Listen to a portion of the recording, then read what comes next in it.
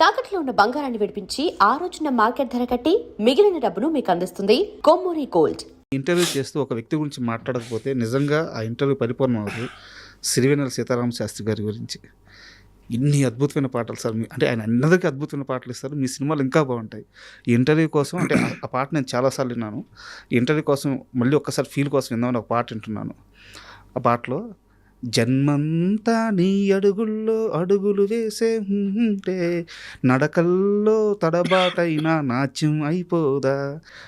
మీ cinema story మొత్తం sir ఆ 2 మాటల్లో చెప్పేశాడు. సిరివెన్నెల గారితో మీ ప్రయాణం అది చెప్పాను కదా, చాలా పార్ట్స్ తీయాలి ఆయన గురించి, నా గురించి ఏదైనా చెప్పుకోవాలంటే is one of the most, I'm missing him today, most closest person to me. ఏదన్నా పంచుకునేవాడిని ఆయనతోటి. మా జర్నీ గ్రేట్ జర్నీ, అంతా నిశీధిలో జరిగింది, అంతే రాత్రులు. అంతా రాత్రి ఆయన ఊదే పొగ మధ్యన జరిగింది. ఆ పొగని దేవుడికి పెట్టే దాని ఏమంటే పొగ ఉంటుంది చూడండి, హారతి. అలా ఉండేది చుట్టూ. వాటి మధ్యన కూర్చునేవాడిని నేను. ఎన్నో పంచుకున్నాం. ఆఖరికి మనసంతా నువ్వులో సీతారామ శాస్త్రి గారి క్యారెక్టర్ ఆయనే వేయాలి. ఓకే, మీరు వేయాలి శాస్త్రి గారు అన్న, వేస్తానని అన్నాడు ఆయన. దానికి ఆ సీన్లో ఆయన ఇచ్చిన contribution beautiful. Not as an actor, అవును. పర్చూరి వెంకటేశ్వర గారితో పాటు డైలాగ్ ఇచ్చాడు ఆయన. ఎందుకంటే యాక్ట్ చేస్తా మేము ఇప్పటికీ గుర్తు నాకు. ఆ స్టేజ్ వెనక్కి వెళ్ళి నేను పరచూరి వెంకటేశ్వర గారు, శాస్త్రి గారు, that was the first time ఆ ఇద్దరు లెజెండ్స్తో నేను కూర్చుని ఆ సీన్ రాయించుకుని రాయడం, వేడివేడిగా చిన్న బిట్ రాయడం, అక్కడ తీసుకెళ్ళడం, అక్కడ తీయించడం, మళ్ళీ రావడం, తీయించడం, ఆ సీన్ అట్లా జరిగింది. నేను ఆ సినిమాలో ఉన్న చాలా కీలకమైన థింగ్స్లో కాంప్లికేటెడ్ సీన్ని ఫస్ట్ ఒప్పుకునేది నా వైఫ్ అయితే, సెకండ్ ఒప్పుకున్నది ఆయనే. దాని తర్వాత అందరితో ఒప్పించాను ఆ సీన్ని. ఏం సీన్ సార్? బీచ్ సీన్ అండి. బీచ్లో తన ప్రేయసికే తన ఇల్లు ఐ లవ్ యూ చెప్తే కొడుతుంది. తన ప్రేయసే కదా, ఇద్దరు ప్రేయసి ప్రియులు ఎందుకు కొడుతుందని అందరూ అడుగుతున్నారు నన్ను. కానీ అమ్మాయి చెప్పాల్సి ఇతను కాదు, అతను. అది ఏదైనా కానీ ఉండే, అది ఇప్పుడు జనానికి మనం మాట్లాడుకునే జనానికి గుర్తుంటుందో తెలియదు అన్నీ. అది ఆయనకి ఎక్కింది, అది ఆయనకి ఎక్కింది, తర్వాత ఆదిత్యకి ఎక్కింది. ఫస్ట్ మావిడి, ఆ తర్వాత వీళ్ళిద్దరు. అలా మెల్లగా 15 రోజులు పట్టింది ఎక్కించడానికి. అప్పుడు తీసాం ఆ సీన్ని. అలా ఎన్నో జర్నీస్ జరిగినాయి మా మధ్యన. అంటే ఏది గుర్తుపెట్టుకోవాలో మాకే తెలీదు. చాలా జర్నీస్. పరుచూరి వెంకటేశ్వర గారితో దెబ్బలాట్లు జరిగాయి. సీతారామ శాస్త్రి గారితో దెబ్బలాట్లు కాదు. నేను ఏదైనా ఎందుకండి అదే దాన్ని గట్టిగా మాట్లాడినా, అలా కాదబ్బాయి, అట్లా ఉండేదే. So there are 2 different kinds of people total travelling in my life. ఎవరు డైరెక్టర్ ఈ సినిమాకు డైరెక్టర్, ఇంకో సినిమా డైరెక్టర్ ఉన్నా కూడా కామన్గా మేము మా మధ్యన జరిగేది అట్లాగే ఉండేది. అట్లాగా సార్ ఇంతకు మీరు చెప్పిన పాట పాడారు కదండి, ఆ పాట గురించి చెప్పాలంటే beautiful thing in my life sir. Beautiful thing in Sitarama Sastry గారి లైఫ్ ఆల్సో. ఆయన లైఫ్లో కూడా ఎప్పుడు చూడలే అట్లా, నా లైఫ్లో కూడా నేను ఎప్పుడు చూడలే. సిన్స్ ప్రభుదేవ వాజ్ న్యూ, అతనికి ఇదంతా విచిత్రంగా అనిపించింది. అది ఏంటంటే అక్కడ ఆ పాట ఆకాశం తాకేలా పాట కదా మీరు పాడింది. అవును, ఆకాశం తాకేలా పాట, అదేంటో తెలియదు. ఆ పాట కావాలి. నాకు దేవిని అడిగాను, నాకు ఇక్కడ పాట కావాలమ్మా, నాకు ఎలాగిస్తావో తెలీదు ఏంటి అని అంటే, అప్పుడు 2-3 పాటలు పంపించాడు. అందులో ఇది నచ్చింది. ఓకే, అది కూడా తానానే నానానే నానానే నానానే తానానే నానానే నానానే అంతే పంపించాడు. ఆ చిన్న బీట్ వేసి పంపించాడు. ఎందుకంటే తనకి తెలియదు సిచ్యువేషన్ కరెక్ట్గా. ఇందులో 3-4 పంపిస్తే ఇది నాకు నచ్చింది. ఓకే, ఇది కనపడుతుంది సినిమాలో అని అనుకుని శాస్త్రి గారి దగ్గరికి వినిపించాను. ఇది ఎందుకు వినిపిస్తున్నారండి అన్నట్టు. ఫస్ట్ టైము నాకు ఆయనకు మధ్యన వైరం కాదు, ఒక సరైన అండర్స్టాండింగ్ జరిగింది ఫస్ట్ టైం అది ఆ పాట విషయంలో. ఎందుకంటే అది చాలా అంటే ఒక అతీతమైన పాట అది. అంటే ఒక అతీతమైన పాటని అది ఏది అర్థం చేసుకోలేదంటే ఏది లేదు. ఈ ఒక్కటే అర్థం కాలేదు దానికి. మా ఇద్దరు లైఫ్లో అర్థం కానిది ఒకటే, వెరీ ఫ్రాంక్లీ. అంటే నువ్వు సిచ్యువేషన్ ఏంటి అని నాకు తెలుసు కదా, అక్కడ పాట ఎట్లా వస్తుంది, ఏం రాయాలి నేను, లాగుద్దేమో పాట, ఎందుకు అక్కడ పాట అనేది డిస్కషన్. ఆయన స్టోరీలో కూడా ఇన్వాల్వ్ అయ్యారు బాగా. ఖచ్చితంగా ఉంది. That is the first situation we faced. Like ఆయనకు అర్థం కాలేదు అనేది నాకు అర్థం అవుతుంది, ఆయనకు అర్థం కాలేదు. సరే శాస్త్రి గారు, నేను చెప్తాను, నేనేం చేయాలో చెప్తాను, నేను మళ్ళీ వస్తానని చెప్పాను. సరే మేము వెళ్ళిపోయాము. ఆయన పాటకి ఆయన వేరే పాటలు రాసుకుంటున్నారు, లేకపోతే మంద ఇంకో పాట రాస్తున్నారు. వీ వెంట అరకు 3-4 సార్లు వెళ్ళాం, అందులో ఒకసారి వెళ్ళినప్పుడు నేను ప్రభు బాగా దగ్గరగా మూవ్ అయ్యాడు. ప్రభు ఇట్లా ఉందో పని చేద్దాం ప్రభు, మనం తీసేద్దాం పాటని, షూట్ చేసేద్దాం అని ఇద్దరం కలిసి, ఇందులో ఇలా ఉంది కాబట్టి ఇది మాంటేజ్లతో తీసి, ఇది మాంటేజ్. మేము ఇద్దరం కలిసి ఇక్కడి నుంచి ట్రావెల్ అయినప్పుడు ఫ్లైట్లో వెళ్ళాము, ట్రైన్లో వెళ్ళాము గుర్తులేదు. మొత్తం అతను హింస పెట్టేశాను, అతను నన్ను హింస పెట్టేశాడు. ఇద్దరు కలిసి ఒకరిలో హింస పెట్టుకుంటా మొత్తం పాట అంతా చేసుకుని వెళ్ళి, అక్కడ కూడా ముందే పెట్టద్దు, ఒక 2-3 రోజుల తర్వాత పెడదాం అని వేరే సీన్లు తీస్తా ఈ పాటను అనుకున్నాను. మధ్యలో గ్యాప్లో లంచ్, అతను భోజనం చేస్తూ ఉంటే ఇక్కడ ఇది ఉంటే బాగుంటుందా అంటే ఇలాగా అలా ఉంటే బాగుంటుంది, భోజనం ఇక్కడే పెట్టేవాడు, ఇక్కడ విసుకునేవాడు కాదు పాపం. అవును సార్ అలాగా అతని సైడ్ నుంచి కాంట్రిబ్యూషన్ తీసుకున్నాను. నా సైడ్ నుంచి కొంత, హీరో వెళ్ళి ఒక చిన్న బర్డ్ పారిపోతుంటే బర్డ్ని పట్టుకునేవాడు, అది పట్టుకునేవాడు, ఇది పట్టుకునేవాడు, ఇవన్నీ చేసాం. అక్కడేదో అతని సైడ్ నుంచి కాంట్రిబ్యూషన్ అన్నారే మీరు, కొంచెం లుంగి ఇలాంటి వస్తుందని చెప్పి ఇద్దరు కలిసి లుంగి వస్తూ ఉంటే ఇలా చూడడం. అతను కొంత చెప్పాడు, నేను కొంత చెప్పాను. అతను మాస్టర్, గొప్ప మాస్టర్ అతను. మేక డెలివరీ అవుతుంటుంది అప్పుడు, అది వేరే కథ, అది వేరే, అది ఇందులో లేదు, అది ఇందులో లేదు. అదంతా మొత్తం రాసుకున్న తర్వాత వి స్టార్టెడ్ షూటింగ్ ఇట్. ఆ షూటింగ్ అంతా కూడా తానా నేనా అనేది వస్తూ ఉండేది. వీళ్ళందరూ చూసారు, తానా ఎంతసేపు చేస్తారు, ఇవన్నీ తీసాను. అయిపోయిన తర్వాత ప్రకాష్ రాజ్ గారు వచ్చారు, ఆ మొత్తం ఎపిసోడ్లు అయిపోయింది, తీసాం, పక్క వెళ్ళిపోయింది. So it went Hyderabad. అప్పుడు ల్యాబ్ ప్రాసెసింగ్ ఉండేది కదా, అది చేసి పెట్టండి, మేము అక్కడికి వచ్చినప్పుడు చూస్తామన్నాం, ఏదో అన్నాము. ఇక్కడ ప్రకాష్ రాజ్ గారితో ఒక ఇంపార్టెంట్ సీక్వెన్స్ తీస్తున్నాం, కారం సీక్వెన్స్ ఏదో. అవును. తీస్తున్నప్పుడు నేను ఇక్కడ ఒక చిన్న మేకపిల్ల ఏండానికి ఇబ్బంది పడుతుంది, దాంట్లో చాలా ఉన్నాయి మేకపిల్లలు. నేనేదో ఇక్కడ కూర్చున్నాను, అక్కడేదో అతను సీన్ ఎక్స్ప్లెయిన్ చేస్తాడు ప్రభు, ఇక్కడ మామూలుగా చూశాను, జస్ట్ ఇబ్బంది పడుతుంది.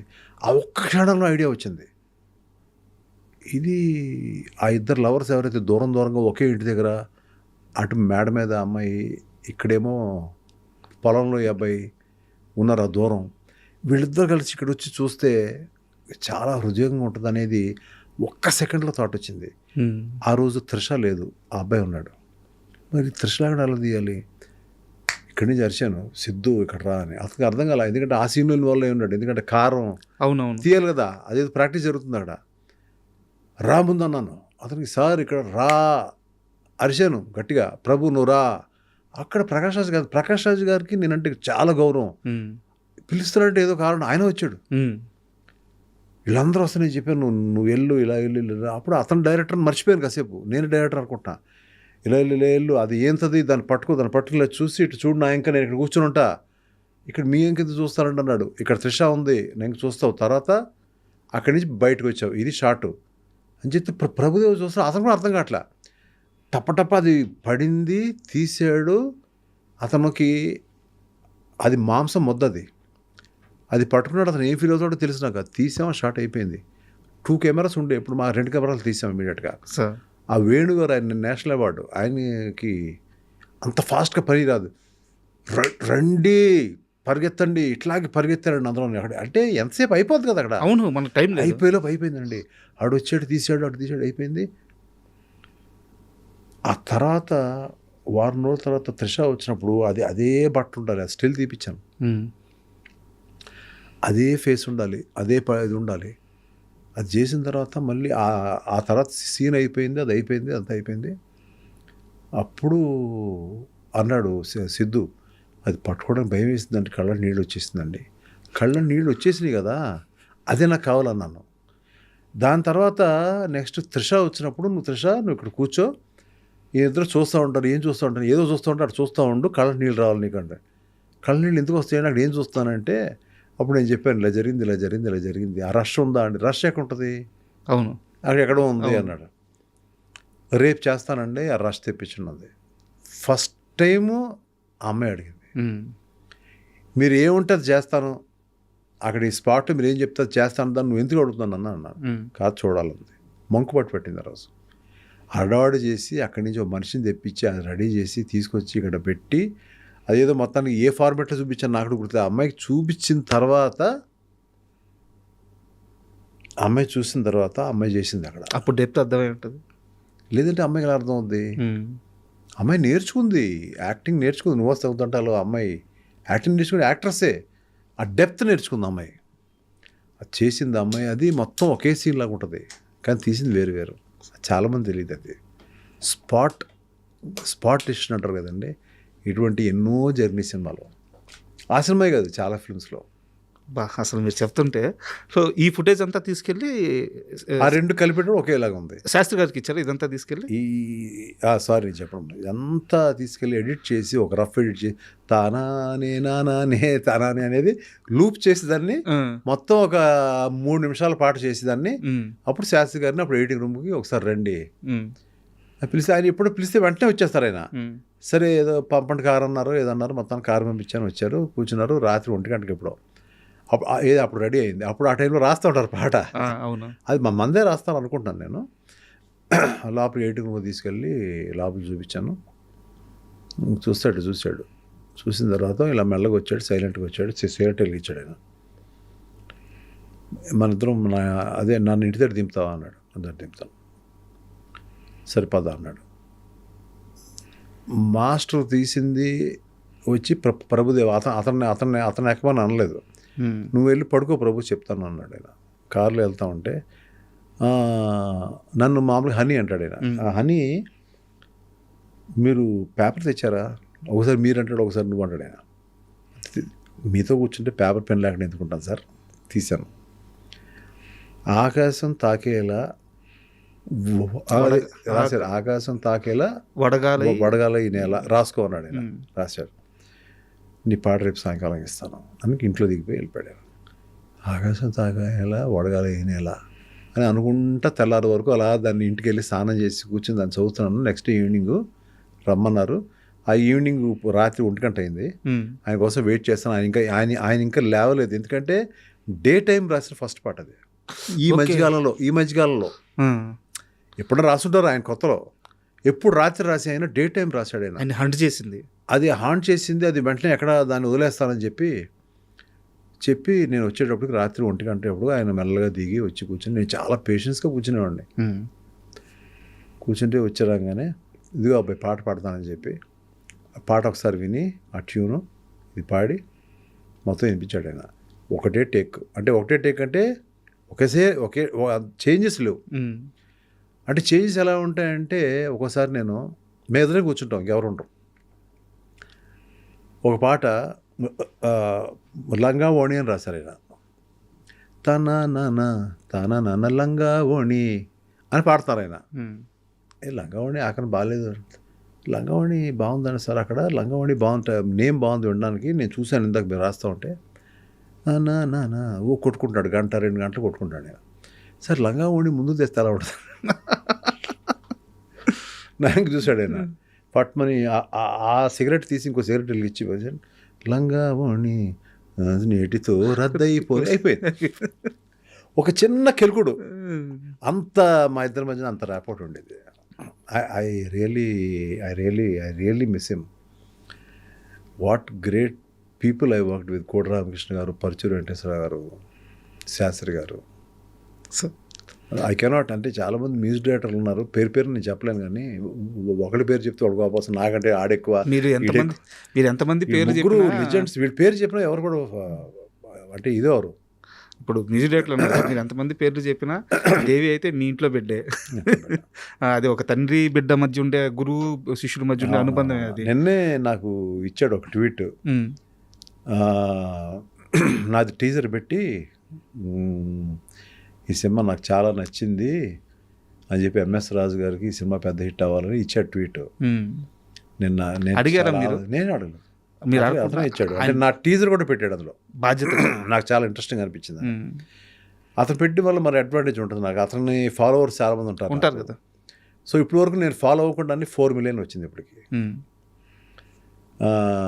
సో ఇంకా వెళ్ళాలి, ఇంకా వెళ్తుంది. నా నెక్స్ట్ ట్రైలర్ రిలీజ్ లోపు ఎంత వెళ్తుంది అనేది చూద్దాం. అదే విల్ సీ. సార్